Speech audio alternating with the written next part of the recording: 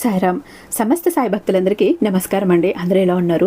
అందరూ కూడా బాబా గారి దయ వలన ఎప్పుడు ఆనందంగా ఆరోగ్యంగా ఉండాలని, మీరు కోరిన కోరికలన్నింటినీ కూడా బాబా గారు తీర్చేయాలని మీ తరపున నేను కూడా బాబా గారిని మనస్ఫూర్తిగా కోరుకుంటూ ముందుగా బాబా గారి పాదపద్మాలకి ఒక్కసారి నమస్కరించుకుని వీడియోలకైతే వెళ్ళిపోదాం. ఇక ఈరోజు బాబా గారు సాయి మాటగా నా నోట ఏం పలికించబోతున్నారు అంటే, బిడ్డ, గుండెను గుప్పెట్లో పెట్టుకుని మరీ ఒంటరిగా మాత్రమే విను తల్లి. ప్రతిరోజు తెల్లవారుజామున 3 గంటల నుండి 5 గంటల లోపు ఏం జరుగుతుందో తెలిస్తే వణికిపోతావు. జాగ్రత్తగా విను తీరు బిడ్డ. ఎందుకంటే ఒక్కొక్క నిజం విన్నావు అంటే నీ కళ్ళల్లో నీళ్లు జలజల రాలిపోతాయి. కాబట్టి ఏమాత్రం నిర్లక్ష్యం వద్దు, ఏమాత్రం అశ్రద్ధ వద్దు. నీ సాయి ఏం చెప్పాలనుకుని ఈరోజు వచ్చాడో తప్పకుండా విని తీరు. ప్రతి ఒక్క నిజము కూడా నీకు చెప్తాను. నీ జీవితంలో నీ ప్రతి రాత్రిలో ఏం జరుగుతోంది అన్నది ఈరోజు నేను బట్టబయలు చేయబోతున్నాను. జాగ్రత్తగా వినుబిడ్డ అంటూ బాబా గారు ఈరోజు ఒక నిగూఢార్థం దాగి ఉన్న సందేశంతో వచ్చారండి. ఎందుకు ఇలా అంటున్నారు బాబా గారు? అసలు బాబా గారి మాటల వెనుక ఉన్న ఆ హెచ్చరిక ఉన్న అర్థం ఏంటి, పరమార్థం ఏంటి తప్పకుండా తెలుసుకోవాలి. ఎందుకు అంటే బాబా గారు ఏం చెప్పినా ఏం చేసినా ఎలాంటి సందేశాలు సూచనలు అందించిన మన కోసమే, మన భవిష్యత్తు కోసమే. మనం ఏదో చిక్కుల్లో పడబోతుంటేనో, ఎదురు ప్రమాదంలో పడబోతుంటేనో, తెలుసో తెలియక తప్పటడుగు వెయ్యబోతుంటేనో మనల్ని రక్షించటానికి, దారి మళ్లించటానికి పరుగున వచ్చేస్తారు. మనం ఇంకా తెలుసో తెలియక తప్పుల మీద తప్పులు చేస్తూ పోతే ఒక బెత్తం పట్టుకుని గురువులాగా దండించటానికి కూడా వెనుకాడరు. అలాగైనా సరే మనకి బుద్ధి చెప్పి, పాఠం చెప్పి, గుణపాఠం చెప్పి మనల్ని సరైన దారిలో నడిపిస్తారు కదా. ఆ నమ్మకం సాయి భక్తులైన ప్రతి ఒక్కరికి కూడా ఉంటుంది. కష్టం వచ్చినప్పుడు కష్టంలో పరుగున వస్తారు. సంతోషంలో వచ్చినప్పుడు కూడా మన సంతోషాన్ని చూసి తను కన్నీళ్లు పెట్టుకుంటారు, ఆనంద బాష్పాలు కారుస్తారు. మనం చెడు దారిలో వెళ్తుంటేనో, తప్పటడుగులు వేయబోతుంటేనో హెచ్చరిస్తారు, దారి తప్పుతుంటే మళ్ళీ దండిస్తారు. అంటే ఒక తండ్రిగా, ఒక తల్లిగా ఎలా అయితే మన తల్లిదండ్రులు బాధ్యత తీసుకుంటారో అలానే తీసుకుంటారు బాబా గారు కూడా. మరి అలాంటి తండ్రి, అలాంటి సాయినాథుడు, అలాంటి సాయి తండ్రి అయినటువంటి మన బాబాగారి మాటలో ఎటువంటి కారణం చేతనైనా నిర్లక్ష్యం చేస్తే మనకు మంచిదవుతుందా చెప్పండి? కాబట్టి ఖచ్చితంగా బాబాగారు ఈరోజు ఏం చెప్పబోతున్నారో తెలుసుకుని తీరాలి. బాబా భక్తులైన ప్రతి ఒక్కరూ కూడా బాబాగారి కోసం ఒక చిన్న లైక్ ఇవ్వటం మాత్రం అస్సలు మర్చిపోకండి. ఎందుకంటే మన వీడియో ఇంకొంతమంది సాయి భక్తులకి రీచ్ అవుతుంది. వీడియో ఎక్కడ స్కిప్ చేయకుండా, మిస్ చేయకుండా చివరి దాకా చూస్తేనే బాబా గారు ఏం చెప్తున్నారు అనేది అర్థమవుతుంది. అలాగే ఈ వీడియో ఎవరికి అవసరం ఉంది, ఎవరు ఓదార్పు కోరుకుంటున్నారు, ఎవరు బాధలో ఉన్నారు, అలాంటి వారందరికీ తప్పకుండా మన బాబా గారి సందేశాన్ని షేర్ చేయండి. మీరు ఇంకా మన ఛానల్ని ఫస్ట్ టైం చూస్తుండి సబ్స్క్రైబ్ చేసుకోకపోతే సబ్స్క్రైబ్ చేసుకుని మీ సపోర్ట్ నాకు అందివ్వండి. ఎందుకంటే బాబా గారు రాబోయే రోజుల్లో మరిన్ని అద్భుతమైన సందేశాలను మనకు అందివ్వబోతున్నారు. వాటన్నిటిని మిస్ అయిపోతారు కాబట్టి. ఇక మనకు తెలిసినటువంటి ఒక గురూజీ అండి. ఈయన చెప్పారు అంటే 100% కూడా జరుగుతుంది, జరిగి తీరుతుంది. ఇంకా లేదు కాదు అన్న మాటే ఉండదు. ఎలాంటి మొండి సమస్యలకైనా చక్కగా పరిష్కారాలు కూడా అందిస్తారు. జ్యోతిష్యం చెప్పటంలో ఒకలా దిట్ట అని చెప్పచ్చు ఈ గురువు గారు. ఒకవేళ మీకు ఇక్కడ ఉన్నటువంటి ప్రాబ్లమ్స్లో ఏ ఒక్క ప్రాబ్లం ఉన్నా కూడా ఇక్కడ స్క్రీన్ మీద ఉన్నటువంటి ఫోన్ చేసి చూడండి. ఆ తర్వాత మీరే నిజంగా ఎంత హ్యాపీగా ఫీల్ అవుతారనేది తెలుస్తుంది. శ్రీ షిరిడి సాయిబాబా ఆశీస్సులతో జ్యోతిష్యం చెప్తారండి గురూజీ శివరామరాజు గారు. వీరి మొబైల్ నెంబర్ 8186033657. మీకు ఎలాంటి ప్రాబ్లం ఉన్నా చిట్టికెల్లో పరిష్కరించి ఇచ్చేస్తారు. అది కూడా ఫోన్ ద్వారా, పూజల ద్వారానే. ప్రేమ, పెళ్లి, ఉద్యోగం, రాజకీయం, విదేశీ ప్రయాణం, ధనం నిలకడగా లేకపోవడం, భార్యాభర్తల మధ్య గొడవలు, ఆస్తి తగాదాలు, అప్పుల బాధలు, స్త్రీ పురుషులకు ఎటువంటి గుప్త సమస్యలు ఉన్న నెంబర్ 1 వశీకరణ స్పెషలిస్ట్. అలాగే మీ ఇంటి మీద చెడు ప్రయోగాలు జరిగి ఉన్న నరదృష్టి, నరఘోష, విద్య, ఉద్యోగం, వ్యాపారం, మానసిక సమస్యలు, ప్రతి ఒక్క ప్రాబ్లంకి చక్కటి సొల్యూషన్ ఇస్తున్నారు. మీ వివరాలను చాలా గోప్యంగా ఉంచుతారు.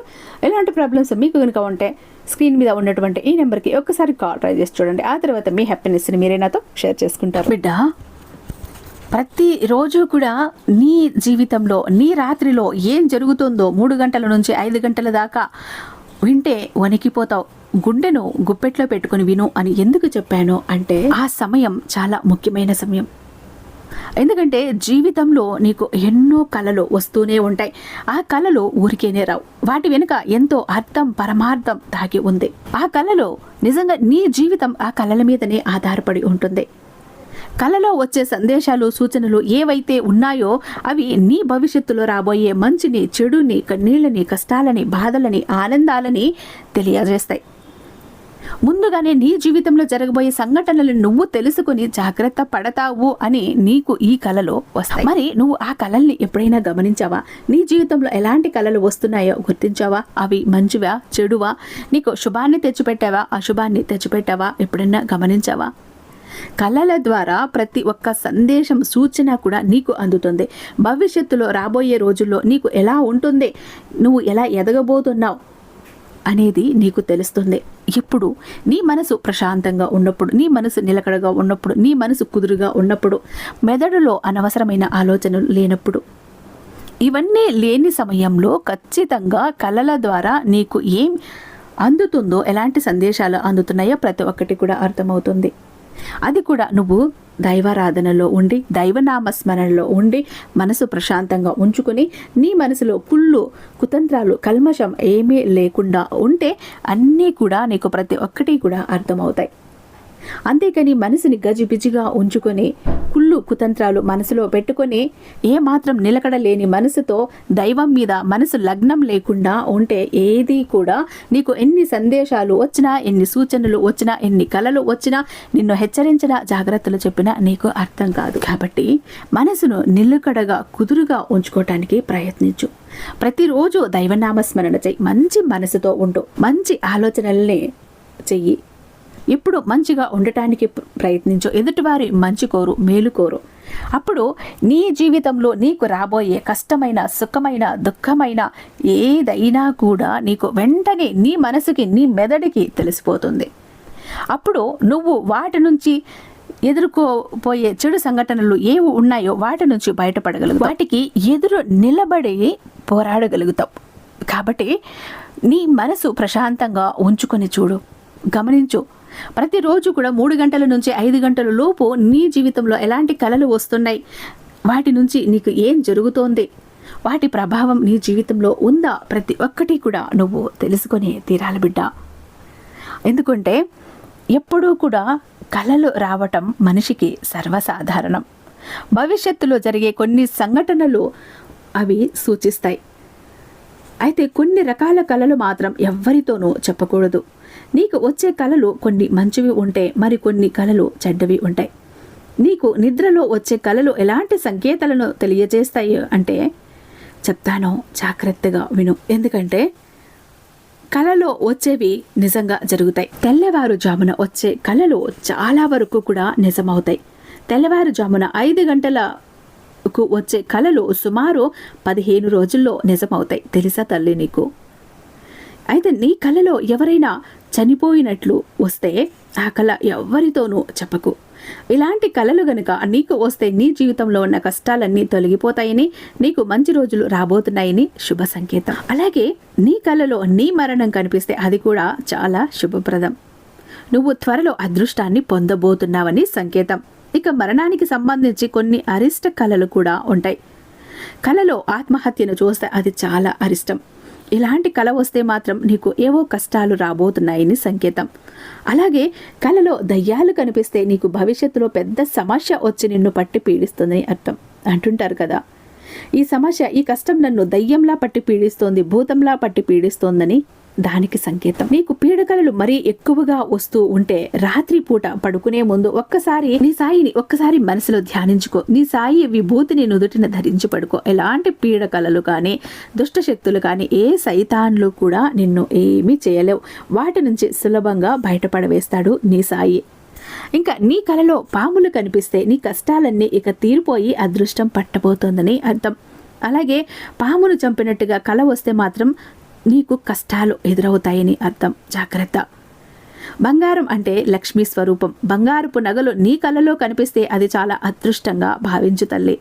ఇలాంటి కలను ఎవ్వరితోనూ చెప్పుకోకూడదు. బంగారాన్ని నువ్వు కలలో చూస్తే మాత్రం త్వరలోనే నీ సంపద పెరుగుతుందని అర్థం. నీ కలలో భార్య మరణించినట్టు కనిపిస్తే అది శుభ సంకేతం, శుభం జరగబోతోందని అర్థం. ఇక భార్య చనిపోయినట్లు కల వస్తే శుభమేంటని అనుకుంటున్నావా తల్లి? ఎలాంటి కలలు వస్తే మాత్రం నీ భార్య ఆరోగ్యం బాగుంటుంది, ఆమె మీద ఉన్న కీడు తొలగిపోయింది, ఆమెకు ఆరోగ్యం కలగబోతుందని, నీతో జీవితాంతం ఉండబోతుందని శుభ సూచకంగా చెప్పబడింది. అలాగే భర్త చనిపోయినట్లు కల వచ్చినా నీ భర్త ఆయుష్ పెరుగుతోందని శుభ సంకేతంగా గుర్తుపెట్టుకో. వ్యక్తికి సంబంధించిన బంగారపు ఆభరణాలు ధరించకూడదు. చనిపోయిన వారి బంగారపు నగలను వేసుకుంటే వారి ఆత్మ మీకు ఆవహిస్తుంది. కాబట్టి అలా జరగకుండా ఉండాలంటే వాటితో కొత్త నగలను మాత్రమే చేయించి వేసుకో తల్లి. అలాగే చనిపోయిన వారి నగలని అలాగనే నువ్వు వేసుకోకు, వాటిని కొంచెం మార్చి కొత్తవిగా చేయించుకుని వేయించుకో. ఎందుకంటే వాటి మీద చనిపోయిన వారికి కొంచెం వ్యామోహం అన్నది ఉంటుంది. ఆ వ్యామోహం తీరకపోతే నీ చుట్టూనే తిరుగుతారు. కాబట్టి జాగ్రత్త. చనిపోయిన వ్యక్తికి సంబంధించిన గడియారాన్ని కూడా అస్సలు ఉపయోగించకూడదు. అనారోగ్యంతో ఒక వ్యక్తి తను చనిపోతున్నట్లుగా కల వస్తే నీ ఆరోగ్య పరిస్థితి మెరుగుపడుతుందని సంకేతం. శివుడు కనిపిస్తే నీ ఇంటిపై దేవతల ఆశీర్వాదం ఉందని అర్థం. అలాగే భార్యాభర్తలు ఇద్దరు సంతోషంగా ఉన్నట్టు కనిపిస్తే భార్యాభర్తల మధ్య గొడవలు లేకుండా ఉంటారని శుభ సంకేతం. నీ కలలో కుక్కలు కనిపిస్తే త్వరలో కష్టాలు ప్రారంభమవుతాయని అర్థం చేసుకో తల్లి. నీకు పెళ్ళైనట్లుగా కల వస్తే జీవితంలో ఇబ్బందులు ఎదురవుతాయి. పెద్దలు దీవిస్తున్నట్లుగా కలలు వస్తే నీ గౌరవ ప్రతిష్టలు పెరగబోతున్నాయి, నీకు రాజయోగం పట్టబోతుందని అర్థం. కలలో నీళ్లు కనిపిస్తే నీకు ఐశ్వర్యం కలగబోతోందని అర్థం చేసుకో. నీ కలలో మంటలు కనిపిస్తే అస్సలు మంచిది కాదు తల్లి. ఇలాంటి కలలు వస్తే భార్యాభర్తల మధ్య గొడవలు, ఇక వేరే వాళ్ళ మధ్య గొడవలు, చిచ్చులు రేగుతాయని గుర్తుంచుకో. నీ కలలో రక్తం కనబడిన, గుండు చేయించుకున్నట్లు వచ్చిన మరణ వార్త వినాల్సి వస్తుంది. ఇలాంటి పీడకలలు తరచూ వేధిస్తూ ఉంటే గనుక ఒక్కసారి నీ సాయిని మనసులో తలుచుకో. ఓం ఆపద్ బాంధవాయ నమః అని మనసులో అనుకుని కాసింత విభూతిని నుదుటిన ధారణ చేసుకో. కలలో ఎప్పుడైనా ఉలిక్కిపడి లేచినా, భయపడినా, పీడకలలు మరి ఎక్కువగా ఉన్నా, గుండెల్లో గుబులుగా గాబరాగా ఉన్నా కూడా వెంటనే లేచి నీ సాయిని తలుచుకో. సాయి విభూతిని నుదుటిన ధారణ చేసుకో. కుదిరితే కొన్ని మంచినీళ్ళలో కలుపుకొని తాగు. నీకు కొండంత అండలా నీ సాయి నీ చుట్టూనే ఉంటాడు తల్లి. నీతోనే ఉంటాడు, నీలోనే ఉంటాడు. నువ్వు ఏ మాత్రం భయపడాల్సిన అవసరం లేదు. ఎందుకంటే బిడ్డలను రక్షించటమే ఈ సాయి కర్తవ్యమని నువ్వు గుర్తించుకోవాలి తల్లి. అలాగే ప్రవహించే సముద్రం నీరు కలలో కనిపిస్తే లక్ష్మీదేవి అనుగ్రహానికి నువ్వు నోచుకున్నావని. కాబట్టి కలలో సముద్రం కనిపిస్తే నీ సంపాదన పెరుగుతుందని అర్థం. కలలో చేపలు కనిపిస్తే ఇంట్లో శుభకార్యాలు జరగబోతాయని. పూజలు చేస్తున్నట్లుగా కలలు వస్తే నీ జీవితంలో అదృష్టం పట్టబోతోందని సంకేతం. నీ కలలో పక్షులు కనిపిస్తే నీ ఇంట్లోకి డబ్బు కుప్పల కుప్పలుగా రాబోతుందని అర్థం. ఇక నీ కలలో వెండి కనిపిస్తే ఈ కళ చాలా శుభప్రదంగా అనుకోవాలి. కలలో ఆవు కనిపిస్తే నీ ఆస్తిపాస్తులు రెట్టింపు కాబోతున్నాయని అర్థం. పరిచయం లేని స్త్రీలు కలలో కనిపిస్తే నీ జీవితంలో సమస్యలు రాబోతున్నాయని గుర్తుంచుకో. నీ కలలో చంద్రుడు కనిపిస్తే నీ జీవితం చాలా ప్రశాంతంగా, ప్రకాశవంతంగా సాగిపోతుందని అర్థం చేసుకో. డబ్బు గురించి కలలు వస్తే విపరీతమైన ధనలాభాన్ని పొందబోతున్నావు అని. చనిపోయిన నీ పూర్వీకులు కాకి రూపంలో తిరుగుతారు. కాబట్టి నువ్వు బయటకు వెళ్ళేటప్పుడు కాకి అరిస్తే నువ్వు చేపట్టే పనుల్లో విజయం సాధించబోతున్నావని అర్థం చేసుకోవాలి. ప్రతిరోజు నీ ఇంటి ముందుకు కాకి వస్తే నీ ఇంట్లో దేవతలు ఉన్నారని అర్థం చేసుకో తల్లి. అలాగే పితృదేవతల ఆశీర్వాదం నీ మీద ఉందని కూడా నువ్వు అర్థం చేసుకో. ఎక్కువగా పీడకలలు వస్తూ ఉంటే హనుమయ్య గుడికి వెళ్ళి 9 ప్రదక్షిణలు చేసిన పీడకలలు రాకుండా ఉంటాయి. డబ్బు సంపాదించాలనే ఆశ ప్రతి ఒక్కరికి ఉంటుంది కదా బిడ్డ. నీ ఇంటి సంపద విపరీతంగా పెరగాలి అంటే నువ్వు ఒక చిన్న ఉపాయం అయితే చేసుకో తల్లి. ఒక శక్తివంతమైన ఒక ఆయుధంలా ఉపయోగపడుతుంది. ఖచ్చితంగా నీ ఇల్లంతా డబ్బుతో నిండిపోతుంది. కొబ్బరికాయలో లక్ష్మీదేవి నివసిస్తుంది. కొబ్బరికాయ ఉండే ప్రదేశంలో లక్ష్మీదేవి తిరుగుతూ ఉంటుందట. కాబట్టి ఏదైనా శుక్రవారం నాడు ఒక కొబ్బరికాయను తీసుకొని దాన్ని ఎరుపు రంగు వస్త్రంలో చుట్టి నీ బీరువాలో పెట్టుకో. ఇలా చేయటం వల్ల నీ ఇంట్లో లక్ష్మీదేవి తిష్ట వేసుకుని కూర్చుంటుంది. నీ ఇంటికి అష్ట ఐశ్వర్యాలు కూడా లభిస్తాయి. మర్రి చెట్టు వేర్లకి చాలా శక్తి ఉంటుంది తల్లి. ఎక్కడైనా మర్రి చెట్టు వేర్లు కనిపిస్తే కొన్ని వేర్లను తీసుకుని వచ్చి నీ ఇంటికి తెచ్చుకొని పూజ గదిలో పెట్టుకొని ఇలా చేస్తే మాత్రం నీ ఇంట్లో ఖచ్చితంగా కనకవర్షం కురుస్తుంది. డబ్బు సమస్యలే ఉండవు.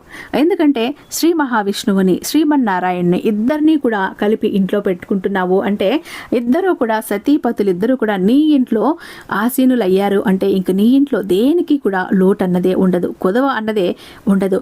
కాబట్టి ఈ చిన్న చిట్కాలు పాటించు, ఈ చిన్న ఉపాయము పాటించు. ఎందుకంటే నీ అమ్మలు, నీ అమ్మమ్మలు, నీ నానమ్మలు, నీ తాతమ్మలు వీళ్ళందరూ అయితే ఎలా నీ కోసం, నీ బాగు కోసం జాగ్రత్తలు చెప్పేవారో ఈరోజు నీ సాయి కూడా, నీ తండ్రి కూడా అలాగానే నీకు కొన్ని జాగ్రత్తలు చెప్పాడు. అవన్నీ పాటించావు అంటే నీ జీవితంలో ఉన్న కష్ట నష్టాలన్నీ కూడా దూరం అయిపోతాయి, ఆర్థిక ఇబ్బందులన్నీ కూడా దూరం అయిపోతాయి. నీకు డబ్బుకు లోటు అన్నదే ఉండదు, నీ జీవితంలో దేనికి లోటు అన్నదే ఉండదు. ఇక ప్రతిరోజు కూడా నీ జీవితంలో నీ రాత్రిలో 3 గంటల నుంచి 5 గంటల వరకు నీకు వచ్చే కలలు ఎలా ఉండబోతున్నాయి, వాటిల్లో ఎలాంటి సూచనలు సందేశాలు నీకు అందుతున్నాయి, నువ్వు ఏం అర్థం చేసుకోగలుగుతున్నావు, ప్రతి ఒక్కటి కూడా నువ్వు గమనించు. ఎందుకంటే ఇప్పుడు నీకు అన్నీ కూడా నీ సాయి వివరంగా చెప్పాడు. తన బిడ్డని ఎదురుగా కూర్చోబెట్టుకుని, ఒళ్ళో కూర్చోబెట్టుకుని ఎలా అయితే ఒక తల్లి తండ్రి చెప్తారో అంతకంటే ఎక్కువగా ఇప్పుడు నిన్ను దగ్గరగా కూర్చోబెట్టుకొని ప్రేమగా తల నిమురుతూ నీకు అన్ని విషయాలు కూడా చెప్పాను. ఈ కళ వస్తే ఇలా ఉంటుంది తల్లి, ఈ కళ వస్తే ఇలా ఉంటుంది తల్లి అని. మరి ప్రతిరోజు నీకు ఎలాంటి కళలు వస్తున్నాయి, దాని పర్యవసానం ఏంటి, నీకు రాబోతున్నది నా లాభమా, నష్టమా, బాధ, భయమా అన్నీ కూడా అర్థం చేసుకో. ఆ కళలను బట్టి అవి చెడు అయితే వాటిని ఎలా ఎదుర్కోవాలి అని ఆలోచించు, భయపడుకో, ఆలోచించు. దానికి ఒక ప్లాన్ సిద్ధం చేసుకో, వాటిని ఎదుర్కోవటానికి సిద్ధపడు. శుభవార్తలైతే అందుకోవటానికి సిద్ధపడు. కష్టము, బాధలు, భయాలు అంటే నువ్వు పోరాడు, నీ వెనక నీ సాయి సిద్ధంగా ఉన్నాడు, నీకు అండగా ఉంటాడు, తోడుగా ఉంటాడు, రక్షణగా ఉంటాడు. నా బిడ్డను ఎప్పుడూ కూడా ఒంటరిగా ఎప్పుడూ కూడా వదలను తల్లి, నేను నీకు మాటిస్తున్నాను. నీ ఒక ప్రతి బాధలోను, కష్టంలోను, కన్నీళ్ళల్లోను, సుఖంలోను, సంతోషంలోను, ప్రతి ఒక్క దాంట్లోనూ నీకు నేను తోడుంటాను తల్లి అంటూ ఈరోజు బాబా గారు అయితే మనకు సత్య ప్రమాణం చేస్తున్నారండి. చాలా అద్భుతమైన సందేశాన్ని కూడా అందించారు. ఐ హోప్ ఈ వీడియో చాలా మందికి నచ్చిందని అనుకుంటున్నాను. రేపు ఇంకొక బాబా గారి మరొక అద్భుతమైన సందేశంతో మీ ముందుంటాను. అంతటిదాకా సర్వేజన సుఖినో భవంతు. ఓం సాయిరామ్.